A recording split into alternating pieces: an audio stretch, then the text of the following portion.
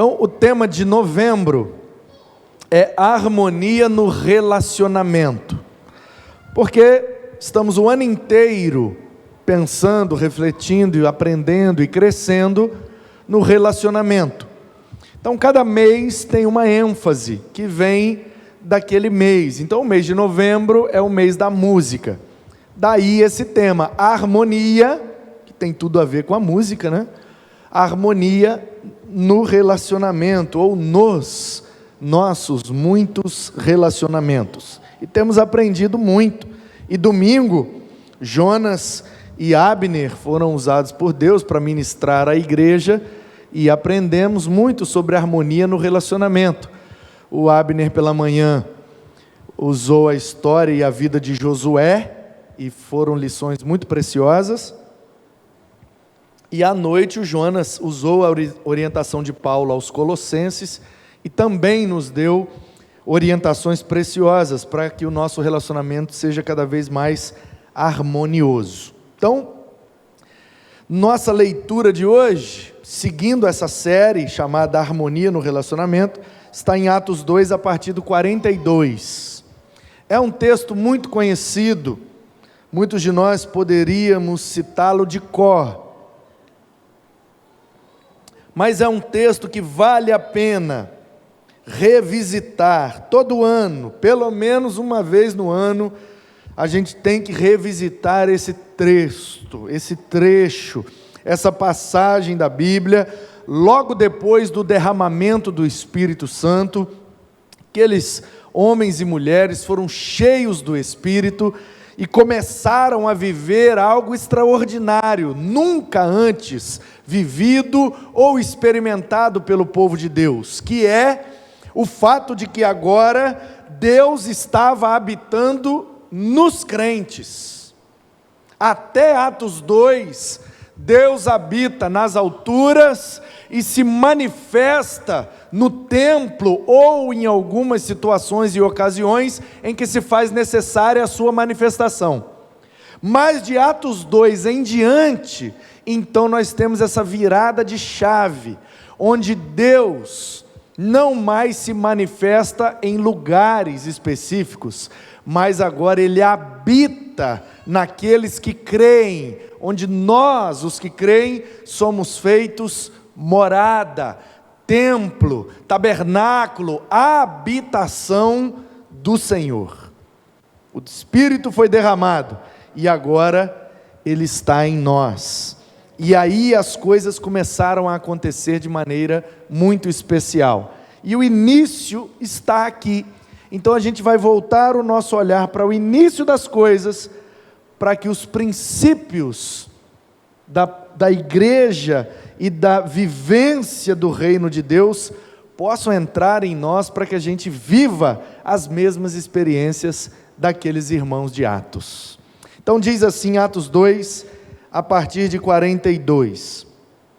E perseveravam na doutrina dos apóstolos e na comunhão, no partir do pão e nas orações. Em cada alma havia temor, e muitos prodígios e sinais eram feitos por meio dos apóstolos. Todos os que criam estavam juntos e tinham tudo em comum. Vendiam as suas propriedades e bens, distribuindo o produto entre todos, à medida que alguém tinha necessidade. Diariamente perseveravam unânimes no templo, partiam pão de casa em casa e tomavam suas refeições com alegria e singeleza de coração, louvando a Deus e contando com a simpatia de todo o povo. Enquanto isso, o Senhor lhes acrescentava, dia a dia, os que iam sendo salvos. Amém. Que momento especial viveu esse povo, né? Que momento extraordinário. povo que perseverava, o povo que aprendia a doutrina com os apóstolos, povo que tinha comunhão, povo que comia junto, orava junto, estava junto de casa em casa, mas sem deixar de ir ao templo, iam ao templo sem deixar de ir de casa em casa, e viveram sinais, prodígios, maravilhas, coisas extraordinárias aconteciam, e o resultado dessa situação especial é que Deus ia acrescentando salvos à igreja todos os dias. Eu não sei você, mas o meu sonho é viver igreja desse jeito aqui. Eu não sei se a gente fizer tudo desse jeito, teremos os mesmos resultados. Mas ainda que os resultados não sejam os mesmos, o meu sonho é viver uma igreja desse jeito aqui. Não é fácil. Mas a gente precisa continuar tentando, persistindo e avançando, olhando para essa referência e nos moldando, para não nos afastarmos muito disso aqui, que é o ideal de igreja em todos os tempos. Então veja bem, nesse tempo que a gente vive, temos algumas características, e uma das características é o hedonismo. O que é que significa isso? Assim como o relativismo e várias outras características desse tempo que estamos chamando por enquanto de pós-modernidade, ou seja, nós temos na história da humanidade a Idade Antiga, depois nós temos a Idade Média, ou das trevas, aqueles 1000 anos do século VI até o 16º, onde a Bíblia foi tirada da mão do povo, a igreja romana tomou o centro de todas as relações, então essa idade é chamada de média, ou das trevas, na perspectiva da ciência e tal. Depois nós temos um momento chamado modernidade, que é inaugurado com a reforma protestante e com o iluminismo. Agora a luz voltou, a Bíblia voltou para a mão do povo, o povo voltou a refletir, voltou a estudar, fazer ciência, consequentemente questionando algumas verdades da Idade Média, sofreram as consequências disso, mas se estabeleceu um novo tempo chamado modernidade, que vai do século XVI até o século XX. Portanto, como dizem os sociólogos e antropólogos, as duas grandes guerras, Primeira e Segunda Guerra Mundial, na primeira metade do século XX, então, dão início a um novo momento na humanidade. Porque a Europa, principalmente, acreditava com a ideia moderna de que a ordem e o progresso levaria o homem a viver a melhor fase da sua vida. Que liberdade, igualdade e fraternidade eram os lemas que deveriam reger toda a sociedade. E o ápice da modernidade se deu com as duas guerras mundiais. E aí o homem, sobretudo o europeu, caiu em si de que liberdade, igualdade e fraternidade é bonito no papel, mas na prática a guerra estava acontecendo. O homem europeu se deu conta de que ordem e progresso é um lema muito bonito, até para colocar na bandeira de um país, mas que na prática a bagunça e o caos é o que reina, por causa do pecado e da injustiça humana. Toda a teoria é muito bonita no papel, mas como diz um grande sábio, na prática a teoria é outra. Então o que é que o ser humano se deu conta? De que todas as suas ideias, ideologias e filosofias não eram suficientes para que o homem vivesse em paz.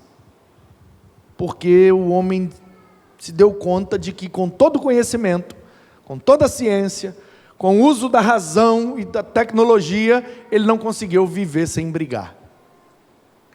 E as guerras despontam então como esse momento de virada. E aí nós temos, depois das guerras, um movimento que vai levar à virada do século, com a chegada principalmente da internet, onde nós vivemos agora, já na terceira década do século 21, vivendo um estilo de vida e uma cultura, sobretudo na Europa e na América do Norte, porque tudo isso é muito mais na parte ocidental do mundo, na parte oriental também, mas lá como a cultura é bem diferente e a filosofia também é diferenciada, então é o mesmo drama, mas tem vertentes diferentes. Mas o fato é que o momento em que nós vivemos é um momento onde a verdade absoluta é colocada em xeque. E a verdade vem sendo questionada. E existe a percepção de que cada um pode ter a sua verdade. Então isso é a relativização, relativizou. É relativo, você pode ter a sua opinião, posso ter a minha. Eu digo que isso aqui é água, mas se você diz que isso aqui é vinho, é a sua verdade. É minha jarra, minhas regras. E o fato é que nós vivemos num tempo onde tudo aquilo que foi instituído, principalmente na modernidade, vem sendo questionado, destruído e falido. Então a ênfase desse tempo, que ainda não sabemos como chama, porque o nome de um tempo só se dá depois que ele se estabelece, e a gente ainda está na transição. Então, que não é mais modernidade, então por isso é pós-modernidade, uns chamam de hipermodernidade, outros chamam de modernidade líquida, blá, blá, blá, blá. O fato é que não é mais modernidade. Por quê? Porque a principal característica da modernidade é que há uma verdade absoluta, e sobretudo ela é definida pela ciência. As instituições são sólidas, a família, a igreja, a polícia, a política, a justiça, tudo isso é muito sólido na modernidade. Então, com a virada do século, essas coisas que antes eram bem sólidas, passam a se tornar mais fluidas. Então você tem novos modelos de igreja, de família, de organizações, e tudo aquilo que era instituição vem sendo atacado e destruído. Família, polícia, política, igreja e companhia limitada. Eu não estou estabelecendo aqui nenhum juízo, dizendo que isso está certo ou está errado. Eu estou só demonstrando o fato. É assim que está sendo. E aí, nesse tempo, por conta dessas características, além do relativismo, tem essa questão do hedonismo, que é uma compreensão, claro, dos gregos, né? De que o ser humano, ele é muito dado ao prazer. Então ele busca, e em cada tempo isso se manifestou de uma forma. Então a compreensão é, o ser humano vai o tempo inteiro buscar o prazer e fugir da dor. Então, os estudiosos dizem assim, em todos os momentos da humanidade, na igreja antiga, na idade antiga, na idade média, na idade moderna, ou agora, na idade pós-moderna, o homem buscou o prazer e fugiu da dor. Só que ele nunca buscou tanto o prazer e nunca fugiu tanto da dor como nos últimos dias. Evidência disso, a quantidade de farmácias espalhadas em nossas cidades. Como é que a geração moderna, os nossos avós ou bisavós, chamados baby boomers, a turma que nasceu no tempo da guerra, quem nasceu de 1910 até 1950 ali são os baby boomers, nascidos, eram bebês no tempo da guerra, tempo de recessão, tempo de pobreza, tempo de dificuldade, características que marcaram aquele tempo. Então, eles Como que eles resolviam o problema da dor de cabeça, por exemplo? Como que meu avô, quando tinha minha idade e sentia dor de cabeça, o que é que ele fazia? Lidava com a dor, tomava um banho, comia alguma coisa, no máximo fazia um chá de uma planta que prometia aliviar. Como é que a nossa geração lida com a dor de cabeça? Uma cartela de Dorflex. Aleluia.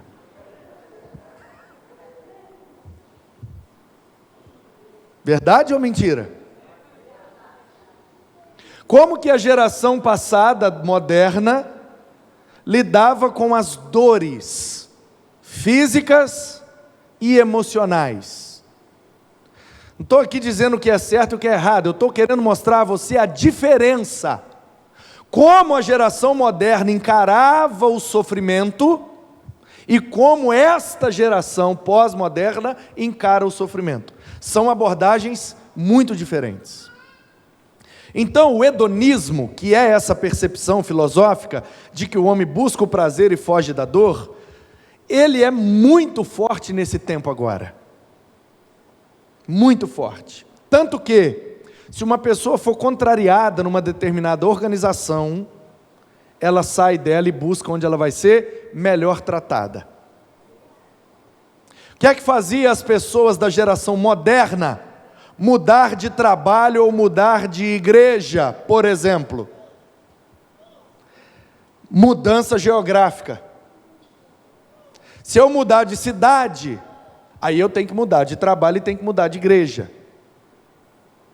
Mas caso contrário, se eu não tiver uma oportunidade melhor, eu vou aposentar ou morrer nesse emprego.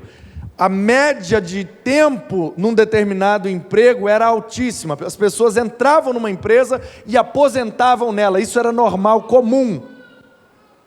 As pessoas entravam numa igreja e morriam nela, convictas daquela declaração doutrinária, daquele corpo doutrinário, daquele estilo litúrgico. As pessoas eram fiéis às bandeiras, às denominações, às organizações. Eu sou dessa igreja, vou morrer nela, nada me tira. Mas o pastor errou, problema do pastor, estou agarrado aqui na minha denominação. Mas o povo está falando mal de você, pode falar quanto for, Jesus também sofreu, estou agarrado aqui, daqui eu não saio, ninguém me tira. Como é que a geração pós-moderna lida hoje com essas questões? Eu estou no emprego, não está bom para mim? Tchau, não nasci para ser humilhado. E a média de tempo no emprego, pasmem, é de 7 meses. Nos últimos 10 anos. Se você relaciona mais de perto com as pessoas, você sabe que nos últimos 5 anos, elas, se são pós-modernas, se elas têm de 25 anos para baixo, ou seja, uma geração que já nasceu no advento da internet, isso aqui não é uma crítica nem uma exortação, é constatação de um fato. Se você convive com pessoas que têm até 26 anos de idade, e você se relaciona com elas, você sabe que nos últimos 5 anos elas já trocaram de emprego umas 3 vezes. Às vezes mais. Ah, por causa da oferta de emprego. Não, aumentou a oferta. O que diminuiu foi a sensação de solidez. Eu tenho que estar empregado. A nova geração já pensa, eu tenho não. Estarei se eu precisar. Se eu não precisar, eu não preciso de emprego. Eu ganho dinheiro de outra forma, de outro jeito. Então, coisas como casa própria, carro próprio e poupança eram ideais de vida na modernidade.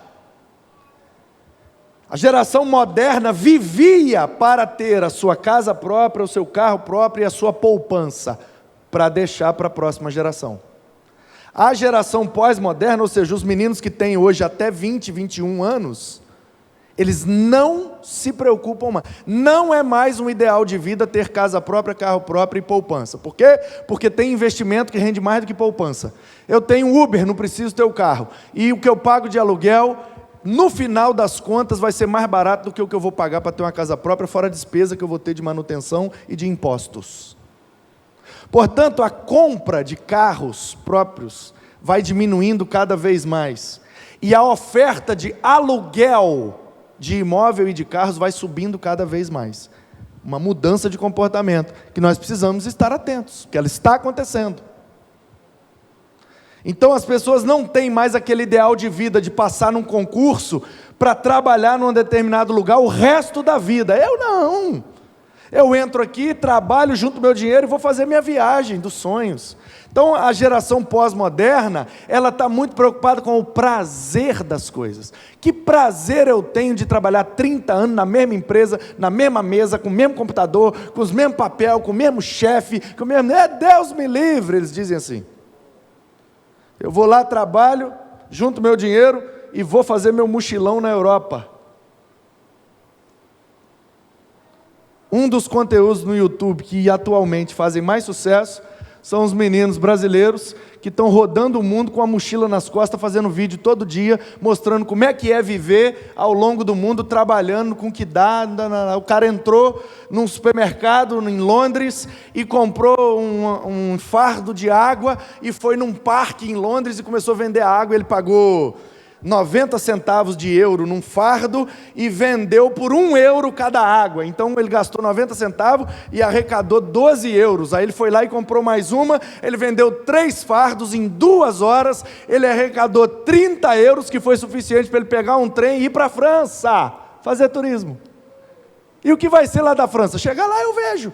Eu vendo bala, eu vendo água, eu faço um malabarismo no sinal, com 2 euros eu consigo almoçar e jantar. Para que eu quero mais do que isso? Milhões e milhões de views. E se você ler os comentários, a maioria tem menos de 20 anos dizendo: meu sonho, tudo que eu queria na vida, ai quem dera, muito top, uhul. O tempo mudou, a cultura mudou. E a gente precisa dar uma resposta a isso. Então, como o momento é a busca pelo prazer, uma das coisas que dá prazer ao ser humano, inclusive para alguns é o que dá mais prazer, é receber elogios. Portanto, há, nesse viés do hedonismo, uma incessante busca pela perfeição, sobretudo estética e física.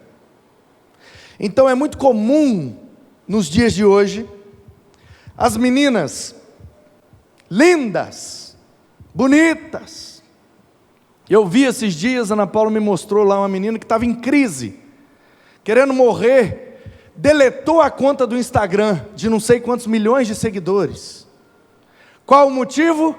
Ela é loira, ela tem o olho azul, ela tem um corpo escultural, ela estava ganhando rios de dinheiro com o Instagram fazendo publicidade. Mas alguém comentou numa foto dela que ela estava com uma gordurinha na barriga, que aquilo era uma vergonha para uma influencer, que ela devia fazer uma lipo 3D. Por que ela ainda não tinha feito? A menina quis morrer e deletou a conta no Instagram. E se você olhar a menina, tem defeito nenhum. Físico? Não. De caráter deve ter um monte. Mas físico? Nenhum. Mas ela entrou em crise. Então, por conta desse momento, das pessoas quererem buscar o máximo da perfeição física, e se esquecem que a busca pela perfeição física só demonstra futilidade e vaidade, mas a busca pela perfeição espiritual, que é quando nós olhamos para Cristo e temos Ele como modelo de ser humano e queremos imitar a Ele, essa é a busca que vale a pena. Olhar para Jesus e querer ser igual a Ele, porque Ele é perfeito, e Ele não era perfeito fisicamente, porque a Bíblia diz que Ele não tinha beleza nem formosura, não tinha onde reclinar a cabeça, pobre, feio e morava longe, em Nazaré. E foi o ser humano mais perfeito que já pisou nessa terra. Então, por conta dessa busca pela perfeição estética, surgiu, nos últimos anos, um advento da cirurgia plástica, chamado harmonização facial. E o povo puxa daqui, puxa dali, corta daqui, tira a gordura da bochecha e aumenta o osso do queixo, e puxa para cá, estica para lá, e diminui a orelha, e levanta o nariz, e vai fazendo aquela presepada toda, e a pessoa... harmonizado. Eu não vi harmonia nenhuma, estava melhor antes. Então, você já ouviu falar de harmonização facial? Quem já ouviu falar de harmonização facial? Vocês estão ligados nas novidades, né? Alguém aqui na igreja já fez harmonização facial? Acredito que não, né? Porque nós estamos tudo meio torto ainda. Oh, Deus! Aí eu fui pesquisar, porque é o advento, é a novidade, né? Do momento é essa, a lipo 3D e a harmonização facial. Aí eu pesquisei e um médico lá disse assim, ó, harmonização facial é um conjunto de procedimentos estéticos combinados, ou seja, várias coisas ao mesmo tempo, para melhorar a harmonia do rosto, transformando os traços e tratando o envelhecimento facial, caracterizado pela perda de elasticidade da pele, queda dos tecidos, músculos e gordura. Essa é a definição médica de harmonização facial. Um conjunto de procedimentos que vai dar um trato e rejuvenescer e harmonizar o rosto de uma pessoa. Porque com o tempo vai, né? Ok.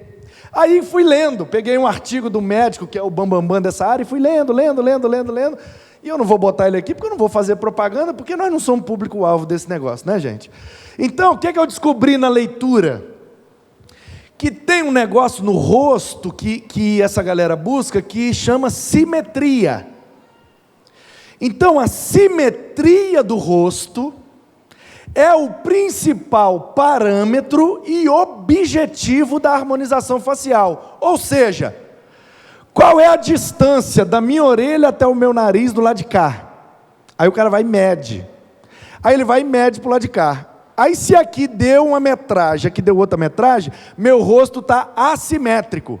Então a cirurgia vai buscar, ou chega meu nariz para cá, lá, puxa daqui, empurra dali, para ficar simétrico, ou seja, com a mesma medida. Então parte o rosto da pessoa no meio, eu nem sabia que existia isso, gente. Parte no meio o rosto. Essa metade tem que ser idêntica a essa metade. Eu já estou lascado, porque eu quebrei meu queixo aqui, essa parte minha aqui já é mais caída, minha mandíbula é torta, essa parte aqui do queixo é mais baixa, então para arrumar aqui eu ia ter que fazer enxerto de osso, voltar minha mandíbula para o lugar, mas meu dente já gastou tudo torto, porque são 20 anos de fratura, então ia ter que mexer na mandíbula, aí tem que mexer nos dentes, aí tem que mexer no queixo, é por isso que são vários procedimentos, porque com certo lugar estraga o outro, aí e vai arrumando. Gente, a média de preço de uma harmonização facial é em torno de 30 a 50 mil reais. Não, fala a verdade, um negócio desse assusta a gente, né? Mas está acontecendo, e está mais comum do que a gente pensa. E eu falei, gente, então peraí. Então quer dizer que o foco do negócio... Claro que tem vários motivos e várias, perspectivas, mas o principal objetivo é buscar a tal da simetria no rosto da pessoa. E eles dizem que quanto mais simétrico um rosto, mais a outra pessoa acha bonito. E aí eles pegaram o rosto do Brad Pitt, pegaram o rosto do Leonardo DiCaprio, pegaram o rosto da Gisele Bündchen e mediram, e aí eles descobriram, o rosto dessa turma que a gente acha bonito, é igualzinho de um lado e do outro, eles são simétricos. Então quem não é simétrico vão entrar na faca para ficar igual, porque aí a gente vai virar os Brad Pitt e as Gisele Bündchen. Só que não, né, gente? Vira tudo uns negócios meio boneco da estrela, é muito esquisito esse negócio, eu não consegui gostar disso não, vocês me desculpem. Eu prefiro o meu queixinho torto aqui mesmo, né, e vida que segue, até porque 50 quanto, e o meu para arrumar essa lata aqui, não era só 50 não, aqui vai uns 100 mil reais, porque essa lata aqui está castigada, meu filho. Aí quando eu li isso, eu entendi, bom, então se a busca é pela simetria, então, na verdade, todo procedimento estético que é característico desse tempo, por conta da busca pela perfeição, é para harmonizar, para que a pessoa fique mais próximo do que é considerado bonito, para ela receber cada vez mais elogios. Falei, bom, então a simetria é como se fosse o equilíbrio do rosto da pessoa, um lado igual ao outro, então fica equilibrado. Porque tem gente que se você olhar de um lado é uma coisa, se olhar de outro é outra. Inclusive tem uns artistas aí, uns atores, diz a lenda, que os caras só filmam a cena de perfil de um lado. Que o diretor fala, agora vira, ele fala, não viro, porque esse aqui é meu lado bom. Eu não tenho lado bom, nem de costa é bom, porque já está careca, estou lascado. Então assim, já viu? Aí eu estava reparando, eu fui olhar no espelho hoje, tomei banho para vir para cá, e olhei no espelho, aí eu reparei que de um lado aqui, de qual que é? Eu tenho uma pinta aqui, ó. Uma pinta. E do lado de cá eu não tenho. Aí eu falei, tá vendo? Se eu fosse fazer a harmonização, já ia ter que tirar essa pinta, porque os dois lados tem que ficar equilibrado, tem que ficar igual. Então o que é que eu concluí? A simetria é igual ao equilíbrio, que é igual à harmonia. E é por isso que chama harmonização facial. Bota simétrico, equilibra, né? No nariz nem muito grande, nem muito pequeno, o queixo nem muito grande, muito coisa, faz aquela harmonia, porque tem gente que tem um queixo menor, aí aumenta, tem gente que tem um queixo grandão, aí diminui, para harmonizar todos os elementos da face. Aí eu falei, cara, e não é que o ser humano é exatamente isso? O problema é que esse pessoal está buscando a simetria, o equilíbrio e a harmonia no corpo. Mas o que verdadeiramente importa não é o corpo, porque nós não somos um corpo, nós estamos num corpo. O que nós somos é invisível. E o que realmente importa, como disse, né, o Pequeno Príncipe, a raposa, o que realmente importa é sempre invisível aos olhos. E aí, nessa perspectiva que simetria é igual a equilíbrio, que é igual a harmonia, aí eu pensei, eu enquanto ser humano, eu tenho várias áreas na minha vida. Será que todas as áreas da minha vida estão simétricas? Será que todas as áreas da minha vida estão harmonizadas, equilibradas? Então, olha ali, eu imaginei aí, se o ser humano fosse aí uma roda ou uma pizza. Então, uma fatia, a verdinha ali, ó, é a fatia da minha saúde física, porque eu também sou um corpo, estou nele e preciso dele e uso ele, preciso mantê-lo saudável. O amarelinho é a saúde social, os meus relacionamentos, o tal do networking, as portas abertas que eu tenho com as pessoas. O roxinho é a minha saúde emocional, como é que eu estou em relação aos meus sentimentos? Preciso estar equilibrado, simétrico, harmonizado. O rosinha é a minha saúde mental, como é que está a minha mente? Porque às vezes o meu corpo está top, mas minha mente está bagunçada, não rende. E como é que está o meu espírito? Porque eu também estou num corpo, tenho sentimentos e racionalidade, mas eu também tenho espiritualidade. Tem algumas coisas em mim que nada preenche. Comida que é físico não preenche, a amizade que é social não preenche, as emoções que eu sinto, eu estou extremamente alegre, mas aquilo não me preenche, a minha mente está boa, bem iluminada, pensando, aprendendo, mas tem coisas na nossa vida que só o Espírito preenche, que é o vazio que todos nós temos, que é, entre aspas, né, do tamanho de Deus. Aspas porque Deus não tem tamanho, né, gente? Ele é eterno e infinito. E a minha saúde profissional, aquilo que eu faço para viver, o meu ofício do dia a dia, a maneira como eu exerço o meu serviço na sociedade. Então, são 6 áreas aí da minha vida, que eu poderia olhar para essa roda e pensar, cada fatia dessa, o ideal para que eu esteja em harmonia, é que cada fatia tenha o mesmo tamanho, a mesma importância, aí de minha parte, o mesmo investimento. E aí eu fui olhando e percebendo, realmente, tem áreas da minha vida que eu estou dando mais atenção, tem outra que eu estou dando menos, tem área que eu estou gastando muita energia, e tem outra que eu não estou gastando energia nenhuma. Se minha vida fosse essa roda aí, essa pizza, as fatias não estariam todas do mesmo tamanho. E aí eu percebi que eu preciso fazer e mudar algumas coisas, alguns hábitos, para ficar cada vez mais equilibrado. E aí, quando eu cheguei nesse ponto da reflexão, eu falei, e como crente, como discípulo de Cristo, a área que eu mais preciso me importar, as outras são todas importantes, mas a essencial, a primordial é minha área espiritual.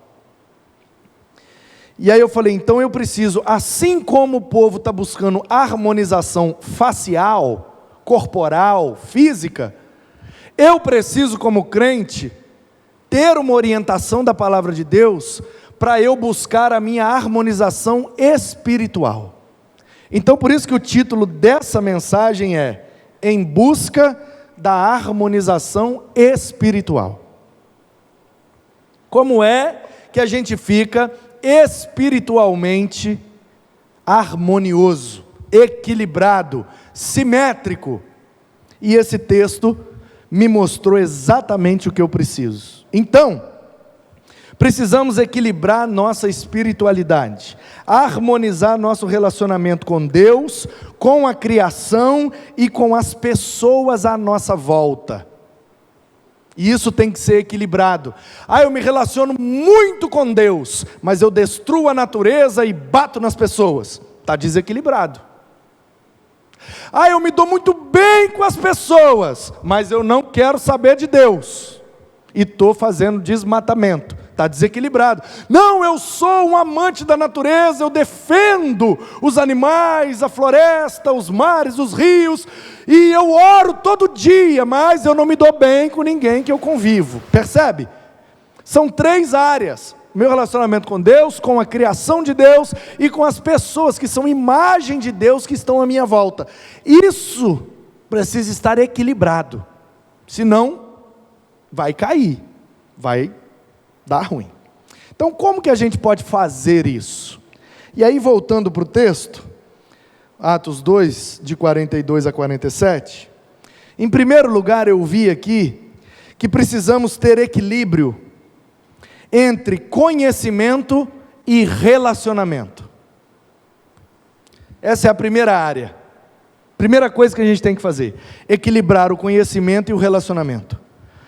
De onde saiu esse primeiro ponto? Do versículo 42, diz o texto, e perseveravam na doutrina, no conhecimento, naquilo que eles aprendiam dos apóstolos, mas não só na doutrina, mas também na comunhão, ou seja, eles aprendiam, é hora de aprender, vamos aprender o máximo possível.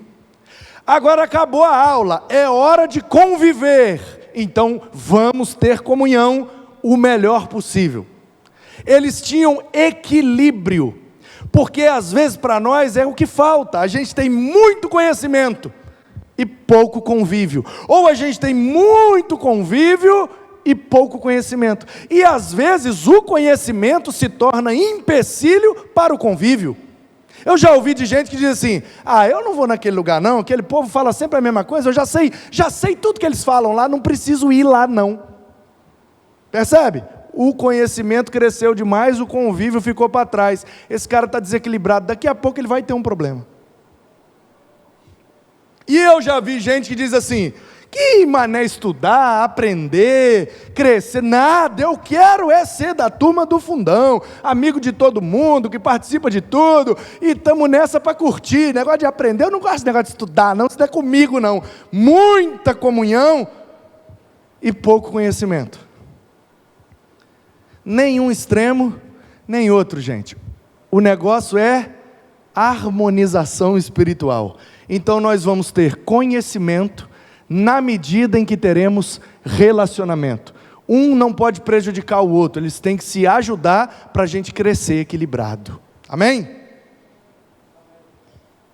Que isso, gente? Tem alguém aí? Segundo, equilíbrio entre o que é material e o que é espiritual. De onde saiu essa ideia? Do versículo. E perseveravam na doutrina dos apóstolos, na comunhão e no partir do pão e nas orações. Tem que ter pão? Tem. Ah, mas Jesus disse que nem só de pão vive o homem. Exatamente, nem só significa de pão também. De pão e oração. Era o que tinha na igreja primitiva, o equilíbrio. O cara chegou, está mal no espírito, ora por ele. O cara chegou, está com o estômago roncando, dá um pedaço de pão para ele. Porque orar pelo estômago não vai parar de roncar, tem que dar o pão. Então, às vezes, a fome da pessoa é fome de pão de farinha. Nós temos que dar comida, tem que ter o material, tem que ter o pão, faz parte também. Mas, às vezes, a fome da pessoa não é de pão. Ela sai de um churrasco, comeu picanha, nem aguenta ver comida na frente, mas ela não consegue parar de chorar. Por quê? Porque ela tem um vazio, que não é no estômago, é na alma. Aí sim a gente vai, através da nossa espiritualidade, dar o pão da vida, que é Jesus que mata a fome das nossas almas. Então é o pão e a oração. Ai, pastor, estou morrendo de fome, tá? Eu vou orar por você. Não resolve, gente. Ai, pastor, eu estou com uma angústia aqui no meu peito, que eu não sei o que está acontecendo. Não, come um pedaço de pão aqui que vai passar. Às vezes, como igreja, nós estamos respondendo perguntas que ninguém está fazendo, gente. Às vezes nós estamos oferecendo coisas que ninguém está precisando. A pessoa está morrendo de sede. Ela comeu um pratão de comida, uma feijoada, mas a feijoada estava muito salgada, erraram a mão no tempero, e ela comeu aquela feijoada salgada, e ela está morrendo de sede. Aí a gente chega com 1 quilo de farinha e fala, aqui ó, toma aí para te ajudar, te abençoar, Jesus mandou entregar para você. Aí a pessoa fala, não, maneira a farinha, mas eu estou com sede. Se eu botar uma farinha aqui agora, aí que eu vou morrer entalado. Eu já não estou aguentando mais de tanto sal que eu comi na feijoada. Estou por aqui de feijão, de linguiça, de paio, de porco, e você me dá 1 quilo de farinha. O que eu vou fazer com essa farinha? Então, sabe, queridos, às vezes a gente tem que parar e começar a se fazer algumas perguntas. Esse pão que eu estou oferecendo aqui, a pessoa realmente está precisando disso? Ou eu estou fazendo isso só para aplacar minha consciência? Tipo, não, eu estou fazendo alguma coisa. Olha como eu sou bom, olha como eu sou crente, olha como eu faço ação social, olha como eu ajudo as pessoas. Aí a gente está dando remédio de dor de cabeça para quem está com dor no joelho. Não resolve. Então, o que é que tem que fazer? Buscar o equilíbrio. Então, onde que dói? Ah, dói no joelho. Ah, tá, então peraí, eu vou orar aqui com você e já vou ali e volto trazendo o remédio do joelho. Pronto, resolvido o problema. Mas o que é que a gente faz? Não, porque durante muitos anos nós distribuímos remédio de dor de cabeça e isso deu muito certo, João. Então vamos comprar um carregamento de dor de cabeça e vamos sair distribuindo. Aí quando a gente vai, os caras falam, não, mas agora a dor de cabeça nós não temos mais, agora a dor é de barriga. Aí nós estamos gastando dinheiro, recurso, energia, trabalho, serviço, e não estamos sendo eficientes.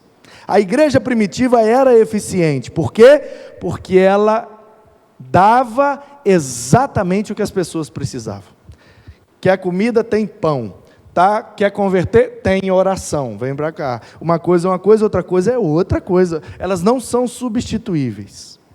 Então, em terceiro lugar, nós precisamos equilibrar o natural e o sobrenatural. Olha o texto. Em cada alma havia temor, e muitos prodígios e sinais eram feitos por meio dos apóstolos. Então, o que é que nós podemos fazer em termos naturais? Eu posso temer a Deus, eu posso obedecer a Deus, eu posso ter comunhão com os irmãos, tudo que a gente faz aqui no primeiro andar é natural, mas algumas coisas é lá no segundo andar, é sobrenatural. Então a gente precisa equilibrar, porque às vezes a gente faz muito no natural e experimenta pouco do sobrenatural. Ou a gente busca muito sobrenatural e quando chega no natural, a gente não cresceu nada. É alguém que ora para curar os outros, mas dentro de casa tem um monte de gente doente. Percebe? Coisas que eu faço no sobrenatural, coisas que eu busco no sobrenatural e deixo de buscar no natural. Faço muito uma coisa, eu oro, eu busco, eu jejuo, mas aí eu esqueci de estudar, esqueci de comer, e aí no natural eu vou ficando desequilibrado. Então a igreja primitiva ela era equilibrada, na medida em que aumentava o temor, aumentavam os sinais. Cresce tudo junto, o natural e o sobrenatural. Em quarto lugar, a igreja primitiva nos ensina a termos equilíbrio entre fé, união e comunidade. Que isso também é problemático às vezes. Olha o texto, 44. Todos os que criam estavam juntos e tinham tudo em comum. Os que criam fé, estavam juntos, união, e tinham tudo em comum, participavam de uma comunidade de pessoas. Então não adianta exercer muita fé, pouca união e zero comunidade. Não adianta ter muita comunidade, eu participo de tudo, eu frequento tudo, eu vou em tudo, mas na hora da união eu não quero me comprometer, porque eu acabo não conseguindo crer de fato. Então são áreas que elas estão intimamente ligadas. É por isso que a igreja primitiva acontecia e dava o resultado, porque todas as áreas estavam equilibradas. Na medida que as pessoas iam crendo, elas iam se unindo e vivendo juntas. Era isso que produz o poder que o Espírito Santo operava naquele tempo. Em quinto lugar, precisamos ter harmonia entre os recursos e a generosidade. Às vezes a gente tem muito recurso e pouca generosidade, não resolve. Às vezes a gente tem muita generosidade e pouco recurso. Como é que pode acontecer? Simples. Como é que é isso na prática?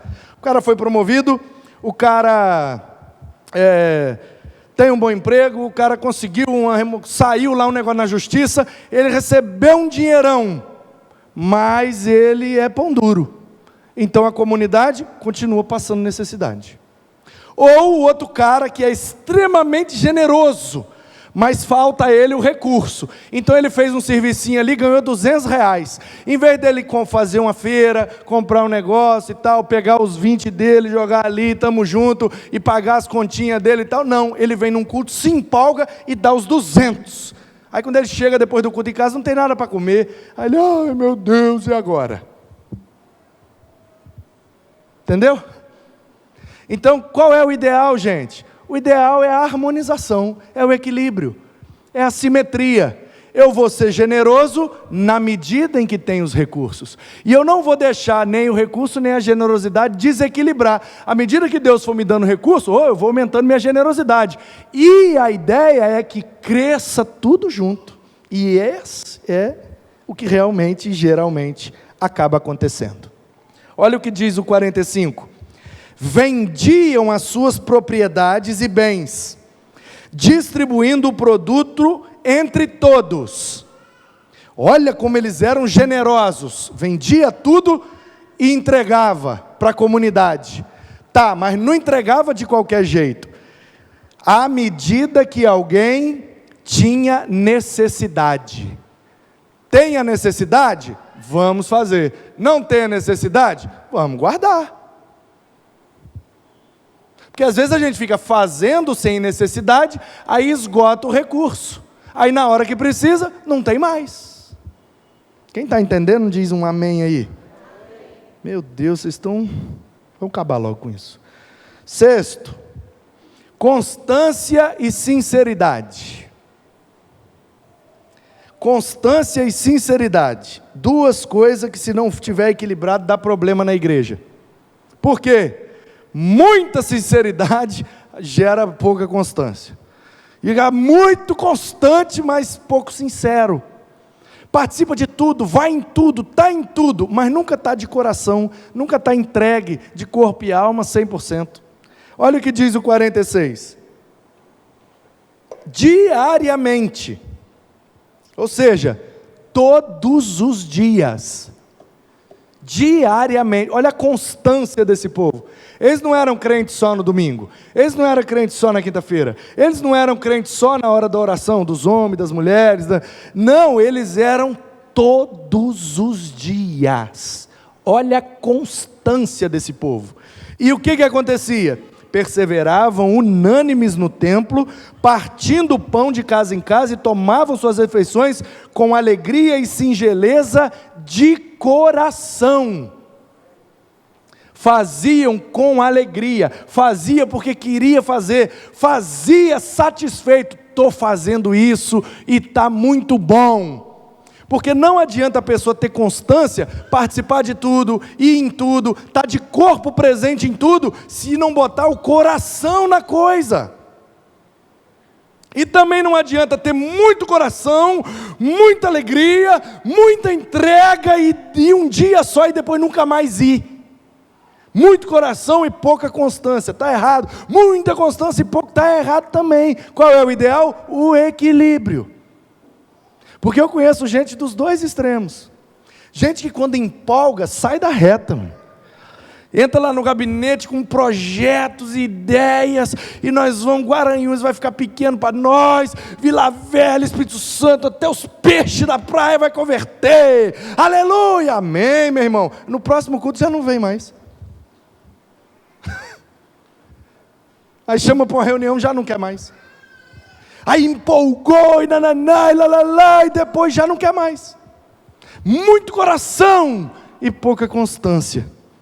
E tem gente que é constante, está sempre aqui, está sentadinho ali, está ali, todo mês vem aqui, e participa, e está na EBD, e está está na oração, e está no PG, e mas nunca está entregue 100%. Entendeu? Parece que está cumprindo tabela. É constante, mas não bota o coração. Também não é o ideal. Em sétimo, adoração. Olha o equilíbrio. Adoração. Como crentes somos todos adoradores. Beleza, mas tem 3 esferas que a gente adora. E elas precisam estar equilibradas. Adoração individual, eu e Deus. Adoração familiar, dentro da minha casa. E adoração comunitária, quando eu estou junto com os irmãos. Olha o que diz aí, ó.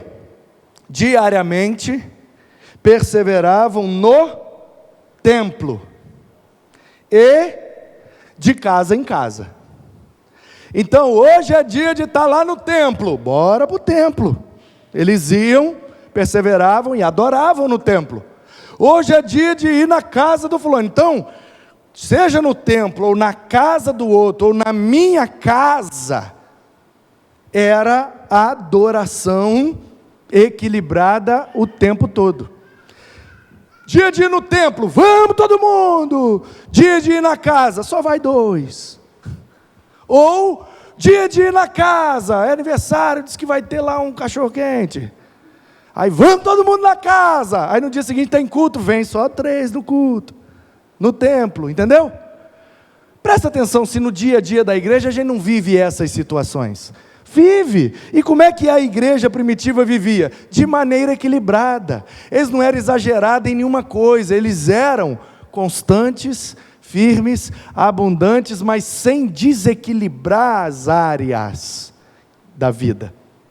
Então a adoração individual tem que estar equilibrada com a adoração familiar e tem que estar equilibrada com a adoração comunitária. Não, pastor, eu sou crente, mas eu e Deus, eu passo o dia inteiro adorando. Tá, mas quando a gente vai lá na casa do fulano, você nunca pode? E lá no templo também nunca vai? Não, mas eu e Deus está tranquilo, está resolvido. Está resolvido não, você está desequilibrado, está desarmônico, isso uma hora vai dar problema.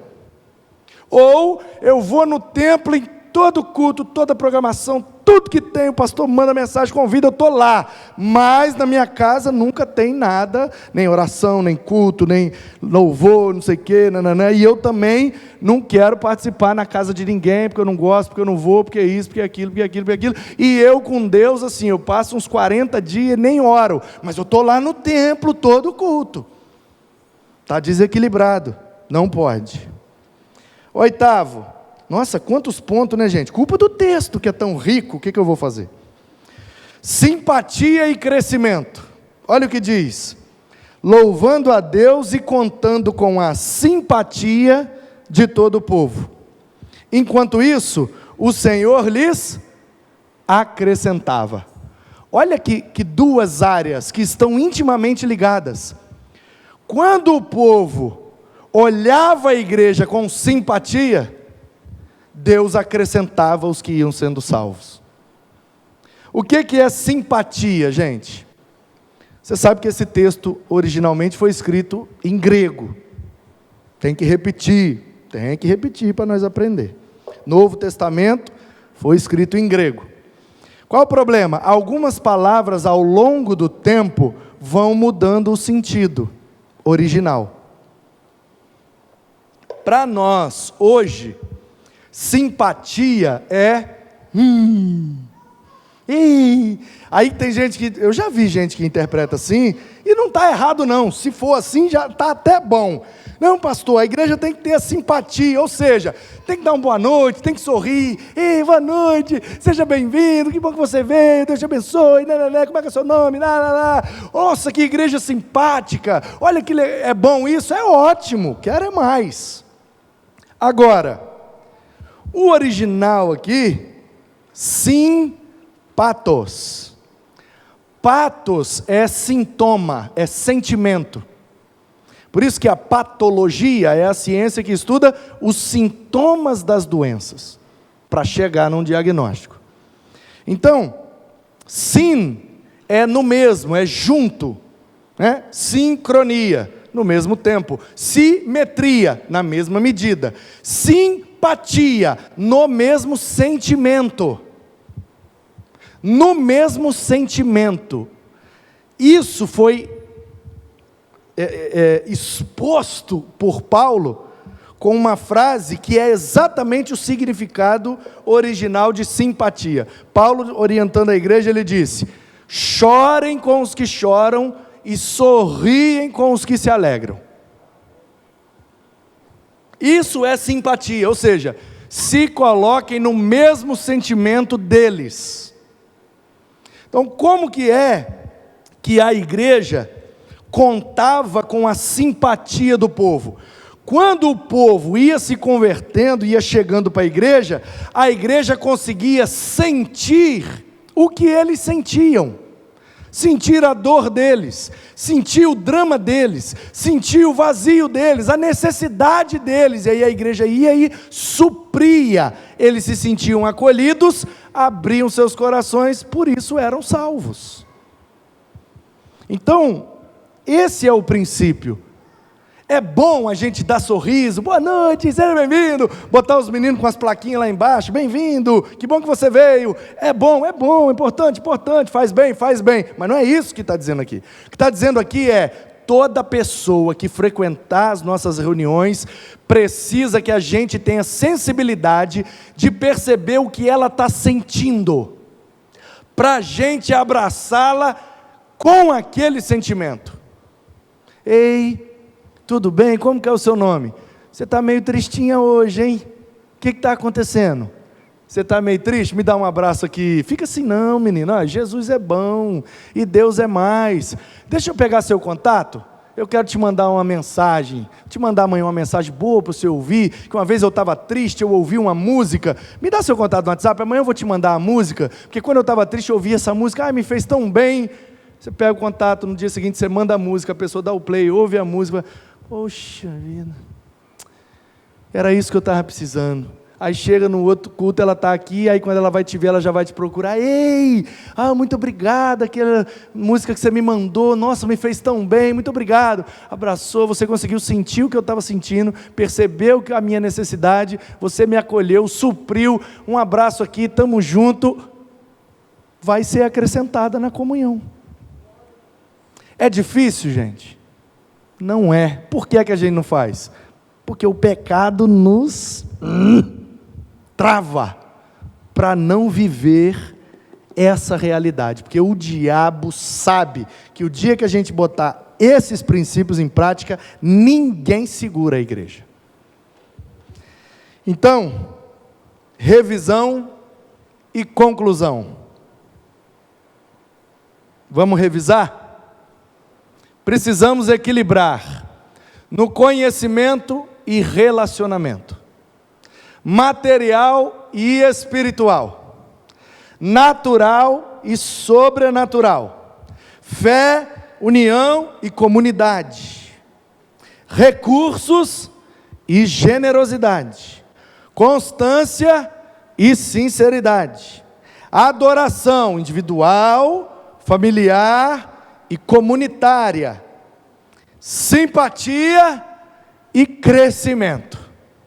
É assim, equilibrando essas áreas, que a gente, acerta o nível, acelera e voa, conforme a vontade de Deus. E qual é a conclusão, então, dessa conversa toda? A harmonia facial visa agradar aos homens. O que é que eu posso fazer no meu corpo para receber mais elogios e agradar mais os meus seguidores?